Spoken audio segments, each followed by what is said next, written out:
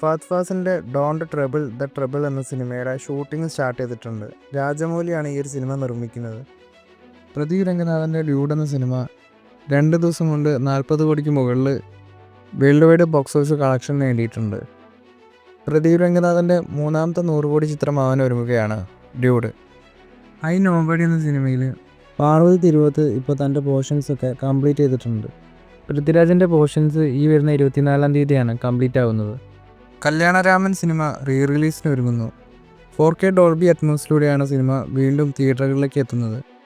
ഒരുപാട് iconic characters ഉള്ളൊരു സിനിമയാണ് കല്യാണരാമൻ. അതുപോലെ ഈ ഒരു സിനിമയ്ക്ക് ഒടുക്കത്തെ റിപ്പീറ്റ് വാല്യൂ ആണുള്ളത്.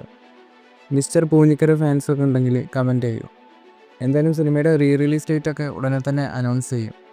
ദിലീപിൻ്റെ CID മൂസ റൺവേ സിനിമയൊക്കെ റിലീസിന് ഒരുങ്ങുന്നുണ്ടെന്നും റിപ്പോർട്ടുകളുണ്ട്.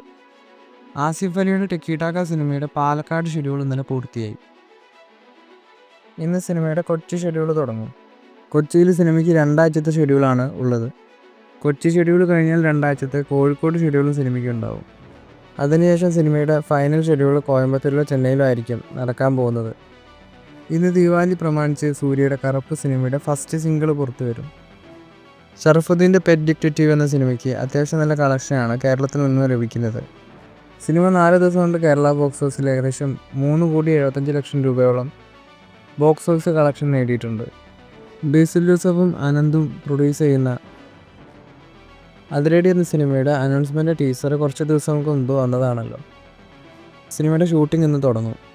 ബേസിൽ ജോസഫും വിനീത് ശ്രീനിവാസനും ടൊവിനോ തോമസുമാണ് ഈ ഒരു സിനിമയിൽ പ്രധാന റോളുകളിൽ എത്തുന്നത്.